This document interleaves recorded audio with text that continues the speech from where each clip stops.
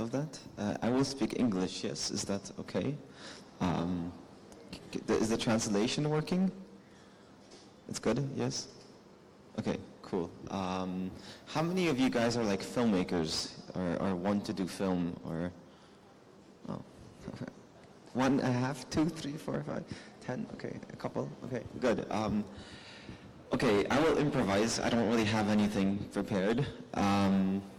So it's fiction and documentary. That's the topic, so I guess I will start with that. I guess whenever you have any questions, just raise your hand, or we will do the questions later, and I will talk first. They asked me to talk very slowly, so I will try talking slowly, so the translation can keep up. But yeah, so documentary or fiction, that's what I get asked a lot with this film. And how many of you saw this film? Okay, quite a couple of people. Okay, cool. Yeah, I'll show some scenes later on for people that hadn't seen it. But yeah, people say, like, is this documentary, is this fiction? And that always has been a very difficult thing for me, kind of, in my life. I was always interested in reality. And when I started making films, I think my first short film was kind of like an observational documentary where I took a camera and followed a character. And I felt very, very ethically not right with that. Somehow I was doing a documentary the way you're supposed to, but I felt that I'm really intruding into someone's life. And the whole thing in documentary where you try to make the situation as natural as possible and stand somewhere in the corner with a camera and film people in their own natural environments, which then later to many critics and festival people seems like, oh great, it's a documentary, it's real, of course, and they give you praise. To me, it felt something that is just not part of who I am. And in the beginning it was difficult because when then I started doing my own type of things where I initiated a lot of the situations and participated in what happened, I actually got a lot of critique for doing that it's not ethical, that one shouldn't do that a documentary is something that is observational. And it was strange because in Poland we actually had a very big tradition in the 70s of films that kind of broke the line and manipulated reality to serve the story. But I think a new time came in and all of a sudden this classical definition of documentary happened, and but I had to kind of follow my heart and just do what's right, because to me, if you're not giving anything and you're just taking, because that's how I feel when you're kind of just observing people, that to me that was just not right. Something was wrong there. And of course there's many people I think that kind of like that and have that sensibility. And I think it all comes down to making films that are an extension of who you are and your character and your soul and your heart. So if you're the kind of, I think, more, well, I can't say who you are, but like if you just feel that is right for you, then of course that might be a good cinema for you. But for me, it was always, I always felt this huge potential in that cinema, documentary cinema, can be like an adventure. That I meet some people and we have a story to tell, and that we decide that, hey, together we're going to do something, and in the end we'll probably arrive at a place where none of us would have been if we had not met, and our lives will probably be different if we hadn't engaged in this encounter. But that's okay, because that's going to be the premise of the film. That's what the film is going to be about. It's going to be kind of about our adventure together. And we're not going to go too far off who we are, so I'm not going to ask you to be somebody else, somebody that you're not. But the things you will go through are probably going to be a little bit different if we hadn't met. And then when I realized that, to me it felt like, okay, this seems like a legitimate thing, because I'm giving something to people. I'm giving them energy, ideas, and maybe they're living through things that they normally wouldn't, and experiencing things. And I always try to have it in a way where I feel it's something that that person kind of wants or desires, never really to go against. And then I feel that it's okay for me to film, to be in those moments, because we're all jumping into a reality which is a reality that we created according to our own rules. But you are still yourself and I'm still myself, so I never make people pretend that they're somebody not. If like Chris and Michal, the characters in the film, were Chris and Michal, I didn't ask them to be different people, to play somebody that they're not. I just asked them to be themselves in situations that maybe more or less they would be in the near future, or maybe they wouldn't, but it's something close to their world. And actually, Marcel Wozinski, this really cool Polish filmmaker who did this kind of stuff in the 70s, he said that like documentary cinema can be interpreted like a fishbowl, where you have fish swimming in the water, and if you film with the camera for long enough, then you will film all the alignments of the fish. But you can just take the fishbowl and shake it, and then you can make things happen faster instead of waiting and waiting. And I think it also comes down to the fact that I'm a bit impatient. I like when stuff happens. So for me, waiting for weeks with people to have something happen naturally, it's okay. I can do that sometimes, but most of the times I rather cheat reality to make it happen a bit faster. Again, it's just really my character. But I think the trick is, and I think this is the most important rule, is that all the elements, I think, should be there. So if you shake the fishbowl with the fish, all the stuff should already be kind of part of that world, more or less. And then also the most important thing is not to hurt anybody. And I think many times, actually, I get very angry at kind of these sort of standard documentary films where, in theory, they're not hurting their characters, but I feel that they somehow are. It's a really thin line, and I feel that sometimes people hide by saying that, oh, I'm just doing documentary, you know, I'm just doing fiction. Like, it's not true. I think morality and ethics are so complicated, and it's really a situation per situation basis where you have to see if filming in this moment is good for the people that you're filming, if this scene shown on the big screen to other people, how will that impact the lives of your characters, and if it will hurt them or not, and what will happen. You have to have that in the back of your mind. So actually, I think that working in this way, for me, it's simpler, because I always think, if this is okay for the characters, if I can take it this far, and how will that interpret their lives. So for example, with this film, All These Sleepless Nights, like there's like drugs, and there's sexuality and nudity, and but it's a film that is fiction and documentary, and you don't know, and I never say what is fiction and what is real, exactly like which scene is what, which I think gives the characters a very good, it's fair for the characters, because they can always say that nobody knows exactly what is real, what is not. So we can then shape the story any way we want later. And I think it's just a more honest approach from me as a filmmaker to them.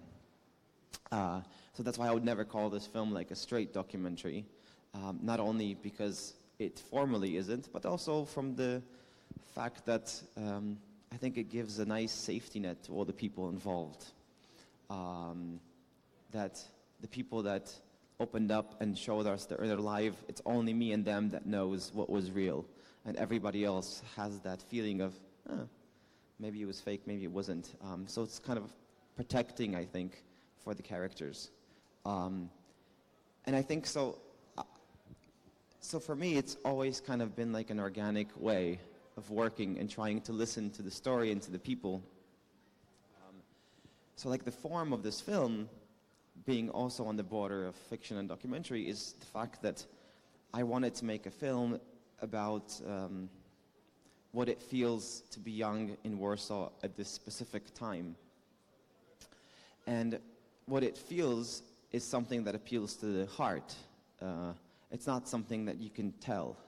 if characters would speak to each other and say, I feel this way, it doesn't really work for the audience. Or if you would have an interview of the character saying it to camera.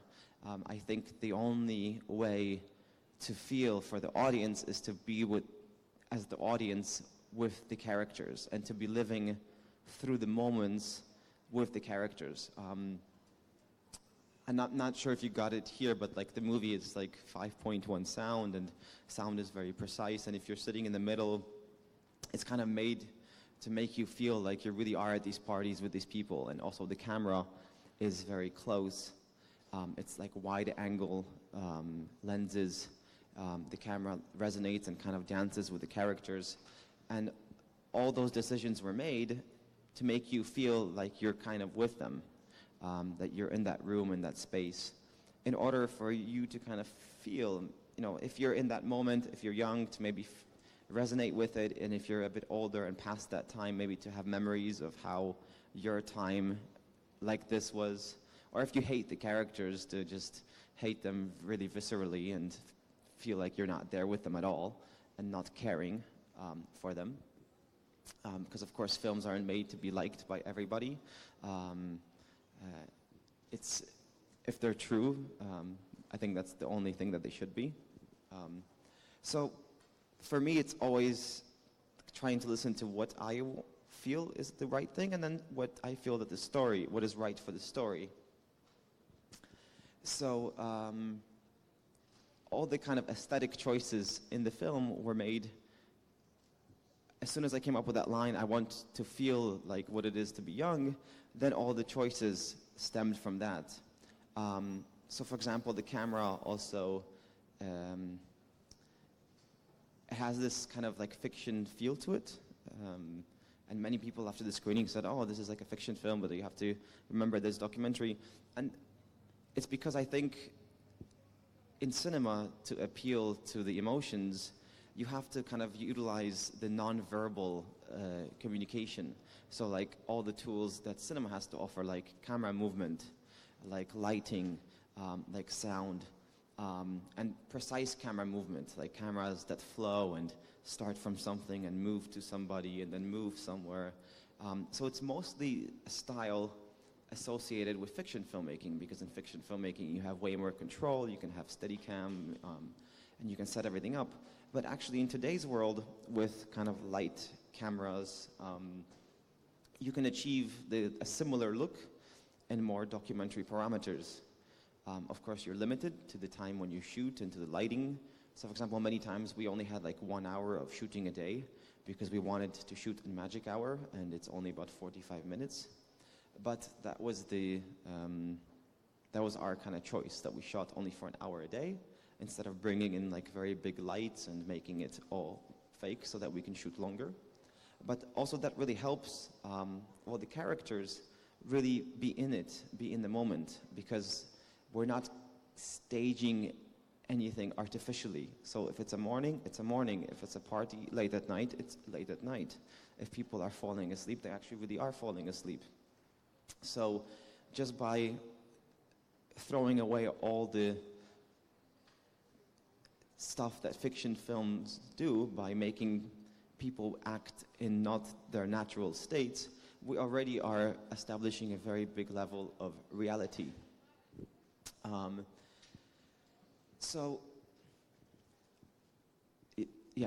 cinematic style, I guess I'll talk a little bit more about that. So I think I had the idea for this film about 2 years before, and I did some camera tests, for example, with this film, and I tried like shooting, for example, handheld. I shot my last documentary handheld. It didn't have any interviews, it didn't have any, it was like very filmic, but I felt that for this film, it's not enough, that for this film I really need that kind of more cinematic look, that flowing camera, the fact that you're there with the camera, like so that the camera can dance with the characters, and also to be able to frame it and make it look more beautiful, poetic and emotional. And at that time, there was nothing available to shoot. Steadicam was like too big, and the gyroscopes were too big. So we waited a year for shooting, and then we kind of built our own camera stabilizer rig in order to kind of get this flowy motion. And for some of you that didn't see this film, I'll just like play a little clip from it. Could we queue up the thing? A Vimeo link. Okay. So I'll find. I mean, many of you probably have seen this, but I'll just play it. This is like.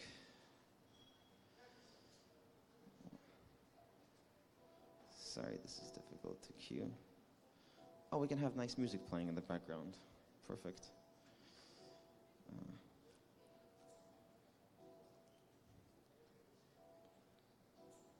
Okay.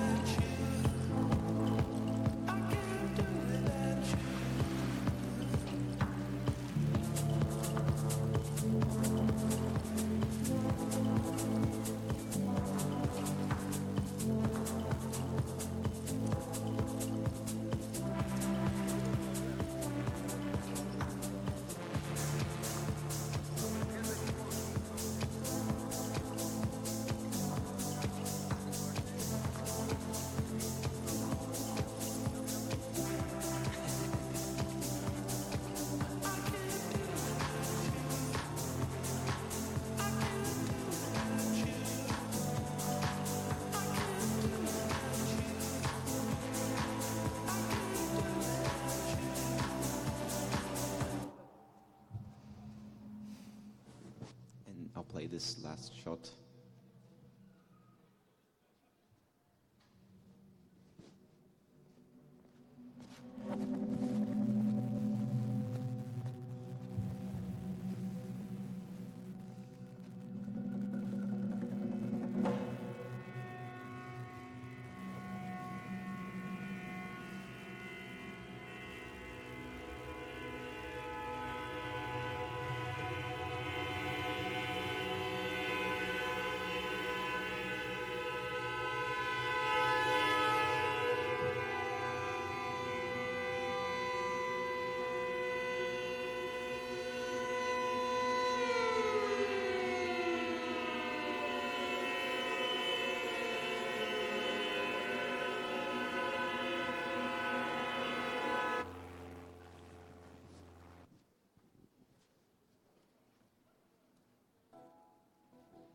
Yeah, I think we can switch off the thing, but we can play the music in the background. I'll put on some nice tunes in the background.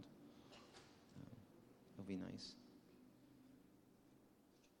Can we play a little background music? Cool.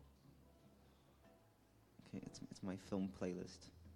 Music is really important for me. Like when I operate the camera, I always have an iPad with music or iPhone with music, and because it really helps with the rhythm, and it helps me like keep in a mood. So I usually like put a song on repeat, and I shoot the whole scene with that one song on repeat, because as the situation changes and you get tired, and the music is like a metronome for me. It really helps me kind of keep the energy level of like a 12 night. Oh, well, it depends, like per scene. So sometimes a scene you shoot for like 8 hours, sometimes you shoot it in an hour, or 4 hours. But I really like just playing music in the background. I recommend that a lot to whoever operates here. So like those two scenes, they come right in the middle of the film, and it's a time where the main character, Chris, he's kind of frustrated a bit, and there really aren't many like great parties, and the two main characters are kind of always walking the streets alone and having random encounters, but they're never very big, and they're never part of like a bigger group. And at this point in time, we really needed a scene or a sequence which makes the characters feel like they're opening up. They're opening up to other people, that they're kind of just relaxing, and it kind of foreshadows that the main character is on a new path, or that something is going to change. And in this scene after this one, he meets a new girl, and that's kind of like the turning point in his story. So I really wanted to have a sequence of maybe 2 or 3 scenes, I felt, that would kind of make you feel that with the character, and that it would be done without dialogue. Because first rule of kind of cinema, whatever you can say through images, just because it's so much more exciting. And also because it leaves a lot of room for the audience, because you're not saying anything straightforward, and it's just for the audience to react. And of course, you can react any way you want, and I'm just guiding you a little bit into a direction with editing, music, atmosphere, cinematography, framing. But at the end of the day, you all kind of put your emotions and interpret the scene or the sequence of scenes in your own way. And I love that. Just maybe I'll get off track a little bit. Like in general, I think even anything that deals with reality, because I don't really consider myself like a documentary filmmaker. I consider myself more a person that deals with real stories, real people, and wants to tell about that. And if you call, whatever you call that, it's up to you. I call it film. But I think if you're dealing with reality is so complex, and people are so complex, and even by this character, like he loves, but he doesn't know what he wants. He does know what he wants, but then he changes his mind, and he's not sure. And there's so many complexing emotions, and he himself can't put any words to it. And I think if you look at when you were young, I think it's probably the same, or if you are young. So I think especially like documentary, it's an art form that should be poetic, and open, and open to interpretation, and it should be a dialogue between the audience and the filmmaker, because nothing is really set in stone, and any simple thesis about how the world or the life looks like is just too simple, and I think it neglects the intelligence of the audience. And I truly believe that you should treat your audience with the outermost intelligence, and you should never repeat anything. And it should always be a dialogue that continues, hopefully for hours after the film is over. But so coming back to these 2 scenes, I knew in pre-planning of this film that this would be an important part, and the look of the film was kind of established by that sequence on the beach. And I felt that if I can find a way to cinematically pull off a sequence like that, and to kind of invoke in the audience a feeling of kind of freedom and openness and euphoria, but to do it in a way which is not like obvious, where you, and that it's not associated with like drug taking, or maybe there are drugs, but you actually never see it. It's you show the effect, which is the most important thing of the emotions, not the starting point. So that's why in this scene we cut, and we start with the party already happening. You don't know how they got there, what happened, The scene starts as late as possible, and all you're left with is just them in this high emotional state, and it's supposed to resonate with you. So in order to do that, I had to utilize kind of all the tools that cinema has available, and especially that kind of floating camera, which at the end of the day was a very big camera, and very precise sound. So we had like 2 sound people and boom microphones and everything. So in theory, we were shooting like a fiction film, but because we were doing it in times where people were really into what was happening, and we were on this adventure together, and we set up this scene at a festival that the main characters really wanted to go to. And we were in Warsaw for like 3 months or 4 months filming before that, and we were all just very tired of Warsaw. We hadn't gone outside. We all wanted to go like to the beach, just to meet other people, to live through like something new. And so having that in mind, I just made sure that we wouldn't go on a vacation before, that we wouldn't leave anywhere, and that when we do, that we go to this place and we jump into like a night which is beautiful and has a beautiful sunrise, and it's a really interesting DJ playing, and just everything works. And then you know, the characters were so lost in their thoughts and in the moment, and also we chose, I think, the moments of filming in a way where, you know, every night, every kind of moment has its natural dramaturgy. If a party starts, people are talking, and they're all, you know, very aware of what is happening, and as the night progresses, there usually is like this special half an hour or 20 minutes where people all of a sudden, you know that maybe it's going to be ending soon, that the sun is coming up and there's something beautiful in the sky, that there's a beautiful track, and all of a sudden people just start getting lost in the moment and being really present in the now. And those were the moments where I always tried to film, because then magic happens. You're just going with the camera, and people are in their own world. Nobody's looking at the camera, at you. The characters are going through big emotions, and then you're able to get all this kind of easily and flawlessly. And I think kind of for me, that is always a mark of having done something interesting, is that when I put the camera down, that I'm like full of emotions and I kind of don't really know what I did, and my intuition and subconsciousness kind of took over, and that's usually the shots that made it into the film. With the characters, like, we did a lot of work talking before, like, what is cinema, what works on camera, what doesn't, and what is essential for a story. But then I found that the times were on set where we spoke the most and were like discussing a scene, that's most of the stuff that turned out to be shitty. The stuff where we just, boom, fell into the now and somehow did our little dance, me dancing with them, Dan dancing with themselves, metaphorically sometimes, of course, if it was scenes that are not dancing. But at the end, if it all feels like it was just, and that's why I kind of love working in this way, because if you have big crews and you're doing like big fiction, it's just kind of really impossible to lose yourself in the now, because you have all these people and production managers and schedule and everything. Our crew is only 5 or 7 people, and we were like a small family. And with the characters, we could really quickly decide what we want to do, where we want to go, and what we want to live through. And then, based on that, kind of do our little thing. Yeah, how long have I been talking? Is this like 45 minutes yet, or no? Maybe I'll show one more scene.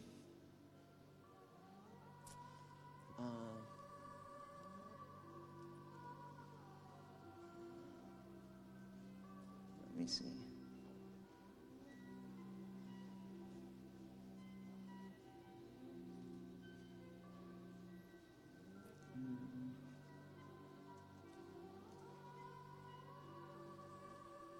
I should be more prepared, right?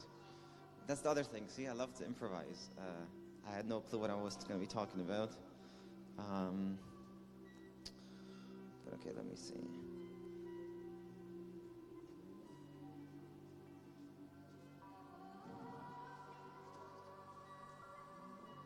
Sorry, the internet isn't working well. Second.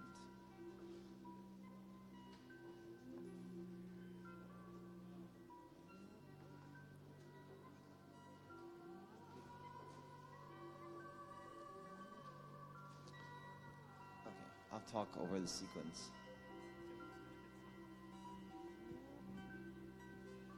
So the other thing is like, which is important for me, is always to find the form, to perfectly like match the form. Well, perfectly is a stupid word. I try to match the form to the story that you want to tell, and the emotions that you want to get. So for 90% of the film, or 95, I felt that this kind of fluid motion and me like resonating with the characters is a very important thing. Like here, it's the first day of him moving in, and also I wanted to tell this just in one shot, to make the energy, make you feel that he's happy that he has his own place, and that he's excited about the place that he's in. So, of course, you know, I could have shot that in any apartment, but if it was just 3 walls, it would have been more difficult to have you feel excitement and have you feel awe. So in order to kind of trick you a little bit, we have this amazing view outside of the window, and I think it helps because you're getting double information. You're getting one, the guy is smiling, he's super happy, he's dancing with his butt naked, and this is something new in his life. But at the same time, you have this like amazing vista of Warsaw and a sunset, and beautiful light, or I hope beautiful, and you're getting all these extra information. So you're feeling, I think, hopefully, you're feeling more, you're like more elevated emotionally. That helps. So I chose that apartment for him because I felt that in those sequences, that would really help me. It would help me, like, you know, he opens up and he goes from like living with his friend in a kind of darker place into like his own place, and it's light, and so all these little things help. And again, the flowing camera and movement, because I think, you know, in films, you usually try to have the camera be motivated by something. It's usually like you follow a character and then you follow another character, and the inside movement of the characters is what motivates the camera movement. In this film, I kind of thought that it'd be nice to link the camera to the emotional states of the characters. The characters are always trembling. They're always kind of looking for something new, not sure if, you know, they're in the right place. They're trembling inside. So I thought that'd be cool if the camera kind of follows that and it becomes an extension of their like inner poetical world, and not just the sort of kind of movement, frame movement. So a lot of the times the camera does stuff which is not really classical, because it does movements which you shouldn't really do because they're not really motivated by anything. But I think in the whole film, it really works. I mean, I hope it works, yeah. Because I think it makes you feel their interior side, and that's always a trick. Like, how do you show the interior of people without doing it with dialogue? But having said that, I felt that I wanted a sequence in the film which has a little bit more intimacy, and I felt that me being with the camera wouldn't be fair, and that also maybe I should leave the characters to themselves. So there's a sequence here which is shot with a GoPro on the character's head. But this is like tricky territory, because this is, I guess we can kind of watch it. It doesn't really matter what they're saying for translation purposes.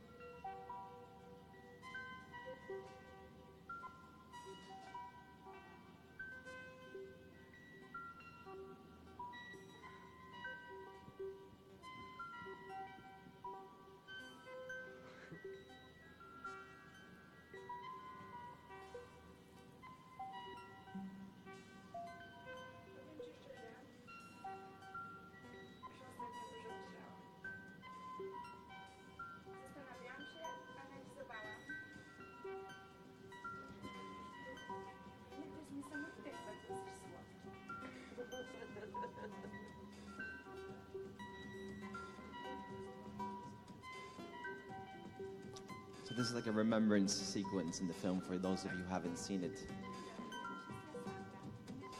It's like a memory within a memory. The character like goes back to the kind of best moments in his relationship.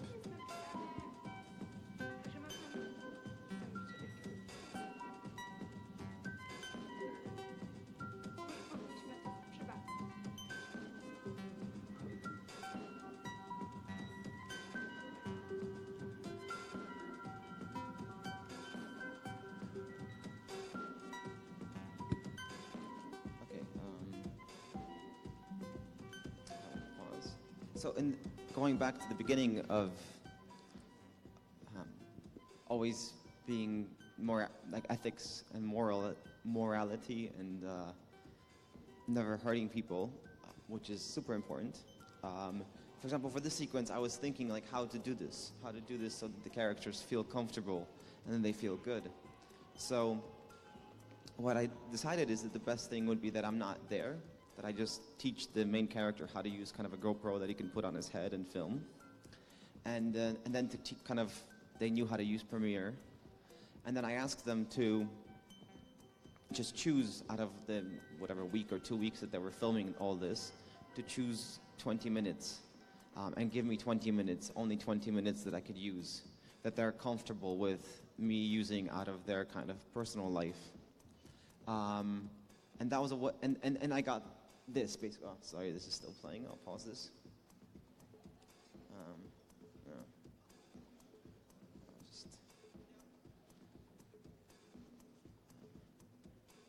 So I think it's really cool to kind of create your own rules for each sequence or scene that you film, all in order to really make you feel that you're there. And I think that little sequence that you saw, the whole point was to have this kind of incredible intimacy and closeness and the feeling that these are real people going through real emotions. And of course, if it was acted or not, that I will keep a secret and nobody will ever find out. But from an aesthetic point of view, I wanted it to feel as real as possible. So although the floating camera and the kind of super cinematic stuff worked very well for all the other part of the movie, I felt that here, this kind of visceral, close-up point of view, like right looking in the audience, is the best thing. Again, also just to really, in the shortest possible amount of time, give you a feeling of how their relationship looked like, of kind of the best moments or the stuff that he remembered, and to do it in these kind of snapshots of memory. Because the whole film is a memory. It's like one big memory. So I guess to close this topic, I can say a little bit about that, is that I came up with the idea for this film when I look back at, I'm 34 now, I was 31 when I started making this film, and I felt that like it's the first time where I'm like not the youngest person anymore, you know, that I'm kind of like the older generation, and that there's all these young people now walking the streets. And I was very curious, how are they? Are they different? What changed? And also it made me really remember a lot of my past. So I wrote down in like a journal just all the stuff that I remember quickly. And for example, I wrote like work all the way at the bottom because I wasn't interesting. So I didn't want to, I think my brain just didn't remember it. And then I had like a lot of these random things, like encounters with random people that were a big part of it. And that's where I got the idea for the film, was like how to make a film that is kind of like a compilation of memories, and that the story is connected more emotionally and more poetically than from like he did this and then this happened and then he got fired and then he had to do this and then the parents got pissed off or whatever, like the natural kind of dramaturgy of events. There is a bit of that, but a lot of it is more like random things connected in a more, I guess, emotional way. So it's the emotions that guide the editing. And so I stayed true to kind of my memories, although my life was a little bit different than theirs. So there is no work. You don't know what the characters do, where they come from, where they work. it's all about kind of being in the moment for them, and it's a collection of moments. And we don't really go outside of them, into the past, into the future. And that was just a thing that, for me, when I wrote all that down, looking back at my past, it just felt like an interesting challenge from a film perspective to turn that into a film. And then from that kind of stemmed the camera work and the fact that it's both fiction and documentary and everything. So I guess for the end, that's all I can kind of say is like do stuff, really listen to the story that you want to tell and create rules and aesthetics really based on the thing that you want to say, the story. Or like really listen, because all the answers are really in the story and in the people and in the things. And make cinema that stems out of that and doesn't stem from other rules that are confined or put on top of films like documentary or fiction or whatever. Like, do whatever feels right. I guess I will end there. And if you have questions, we can do a Q&A session now. Do you have a speakerphone? A speakerphone? Speakerphone? Oh, no, a headset, no. Друзья, да, добрый вечер еще раз. Будет лучше, если вы будете задавать вопросы на русском. Итак, вопросы. Так, пожалуйста. Добрый вечер. Спасибо большое вам за лекцию. И у меня такой вопрос. Тарковский некогда говорил, что сценарист и режиссер — это один и тот же человек в идеале должен быть. А вот конкретно в вашем фильме у меня сложилось впечатление, что потребность в сценаристе, она отсутствует. Так как вы все делаете по наитию, это все очень личное, эмоциональное, вы сами делаете и музыку, выбираете, какие кадры вставить и прочее, прочее. Меня интересует место сценариста в этом фильме, какое он принимал участие, был ли он, и если нет, то не кажется ли вам, что люди, которые будут работать в этом жанре, который, на мой взгляд, это новый жанр, который сочетает в себе признаки, да, художественного документального жанра, опять же, им не нужен будет сценарист вообще, в принципе. И вот такой вопрос у меня. Спасибо. Yeah, no, I mean, I didn't have like a screenwriter, but I mean, I wrote a little bit. Some was improvised, some was documentary, so it's a combination of many different styles. But yeah, I think I like writing my own stuff.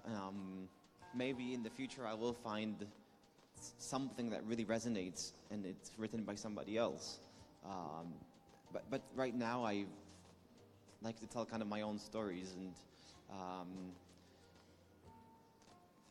actually, I don't know, maybe I'm just a really bad writer and that's what I do, and like combine all this stuff together so I actually don't have to write everything from scratch. But actually now I am writing, so the next project I'm doing, I'm actually writing it from everything with the dialogues. So I don't know, we'll see how that works out. I definitely love the gifts that you get from life, you know. I love the process of shooting and being and dealing with reality, and I think I'm like the opposite of Hitchcock, who hated shooting. He had everything pre-planned and just wanted it to be done, and that's it. I love all the randomness that comes and the chaos and dealing with that and incorporating it into the film. So, yeah. Какой бюджет фильма и откуда он поступил?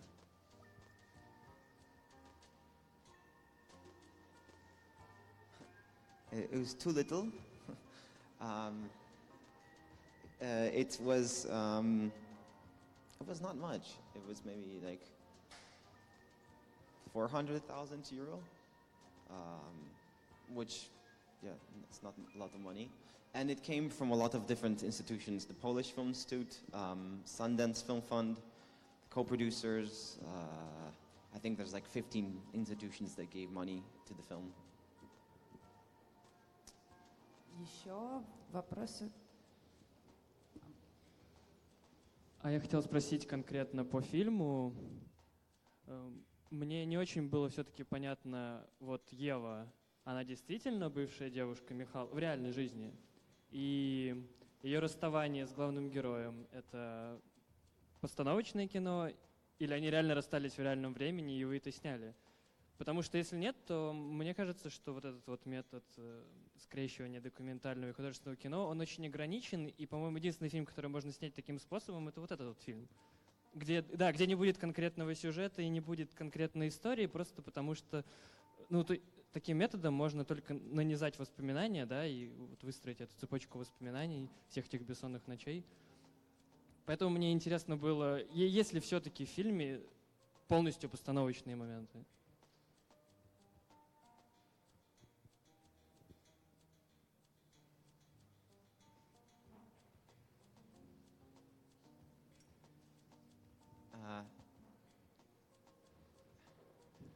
I will. I can't answer that question.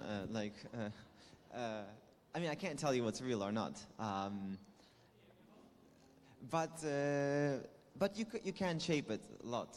I mean, I think at the end, Michal and Chris were very good actors, and a lot could be done with them. And I think of course, it's working with non-professional actors is a bit trickier than professional actors.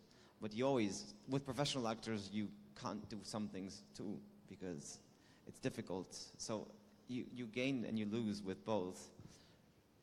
But definitely I felt that kind of towards the middle or the end of the film that we were working and we could kind of do anything. I think it was just kind of important for me, even though they could really act anything I think I wanted, is to still keep it true to their emotions, to have them still feel it as themselves and not give them things that would be completely outside of their realm, although they could act it.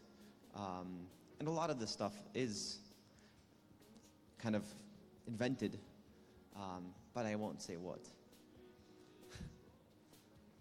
Sorry, again? I didn't control? Oh, well, I controlled some things. I didn't control others, and I can't really tell you which ones I controlled and which ones I didn't.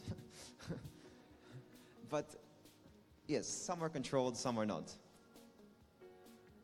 It's some things are good to be. It's like a magic trick. You don't want to know sometimes how it's done. It's better to leave it unknown. Здравствуйте. Здравствуйте. У меня такой вопрос, больше рассуждения. Я по случайности нашла книгу Кшиштоф Кислевский о себе. И, в общем, я сейчас... It's my favorite book. Of like filmmaking, it's amazing. Раз, два. Можно...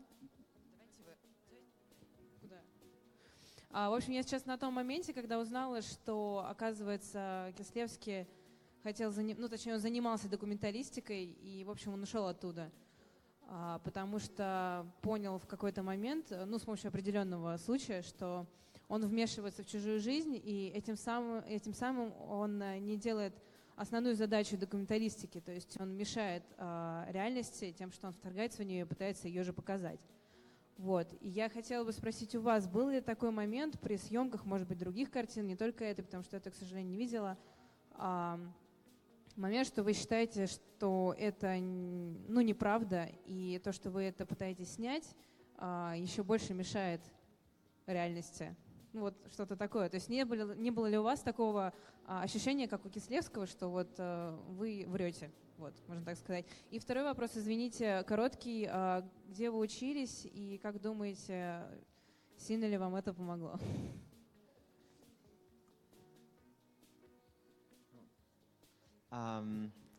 Yes,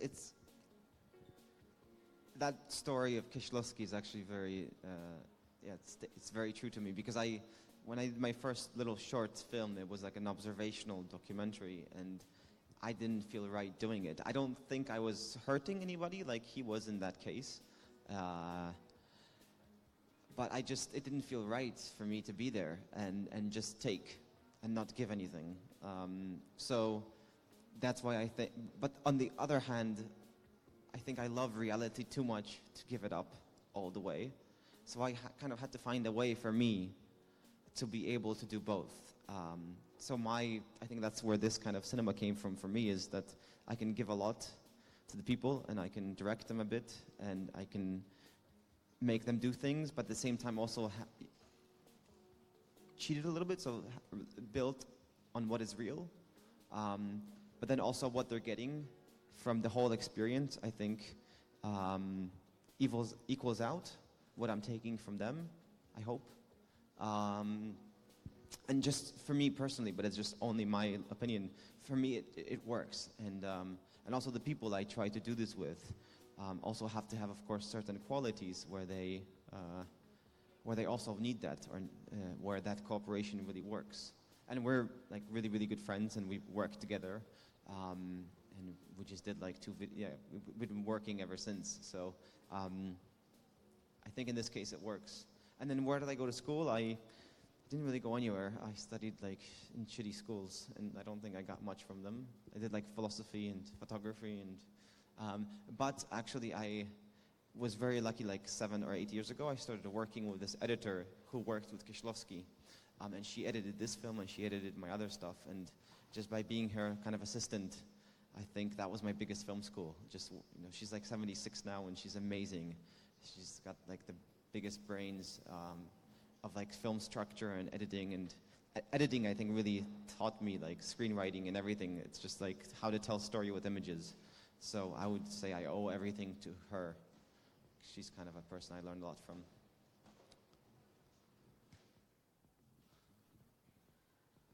Здравствуйте, Михал. У меня чисто технический вопрос, наверное, скорее он даже не к вам, а к звукорежиссеру. Ну, некоторые вещи понятно, как вы где-то делали, да, что-то. Может быть, если это возможно, вы расскажете, наверное, это никому не интересно, но как вы снимали звук во многих сценах? Был ли это бум? Ну, просто бум привлекает много внимания, да, и когда вы вот работаете, да, в живой среде, это немножко напрягает и отдаляет вас от людей. В общем, вопрос про звук, если возможно, расскажите, пожалуйста. Yes, sure, of course. Yeah, the sound was really tricky. Because your ear has this amazing capability to like cancel out sounds. So when you're in a very loud environment, you can not hear all this stuff happening in the background or the music, and you can really focus to what the person is saying. And you can lower like the background by like 50 dB. It's incredible what the ear and the brain can do. And even the best microphones, super close with a very good sound person, are not able to do that. It's impossible. You always have the music at the same level as the dialogue. So we had really good sound people. We had lav microphones and we had booms because we wanted to get the best sound on set. But at the end, we threw it all away and we recreated the sound from zero. So all the people in the film came to the studio, and for a month and a half, we recorded all their dialogue. And then we had the sound people recreate all the effects and the walking and the Foleys and the atmospheres, everything. And the sound took 3 months. But it was the only way to have you be able to hear people talking at a party and not to have put subtitles.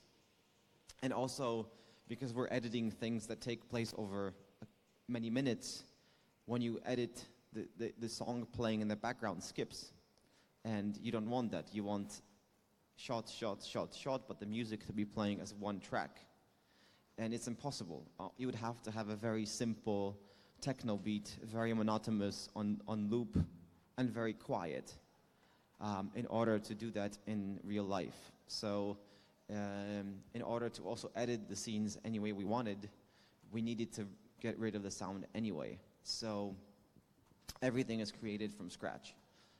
But then that also allowed us, because in 5:1, you have the dialogue from the center and you have music on the left and right. So you're able to feel more that you're inside the scenes because of that. If we hadn't done that, then we would have everything coming from, you know, the music and the dialogues and effects all coming from the same speakers.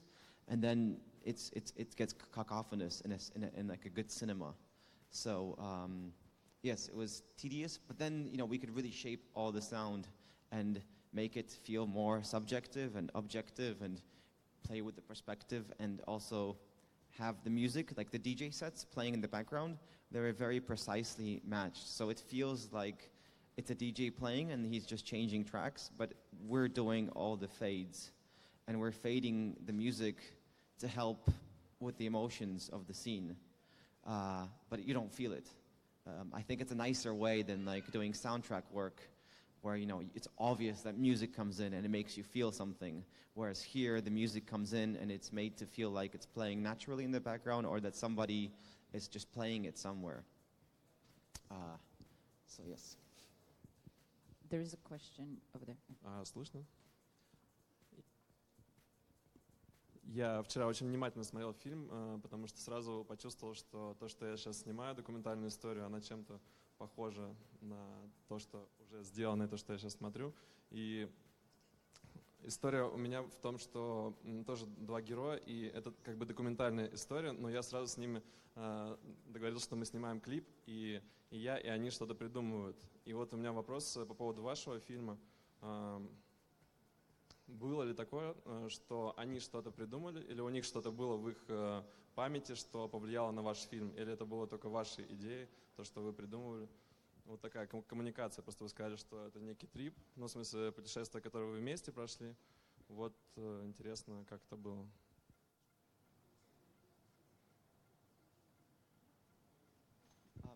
Yeah, no, it's a very collaborative process. It's a lot of back and forth and throwing ideas, and all of us kind of together. So it's a lot of collaboration. It's at the end, we became friends, and we were just everybody's throwing ideas, and not only just us and the characters, but our whole crew.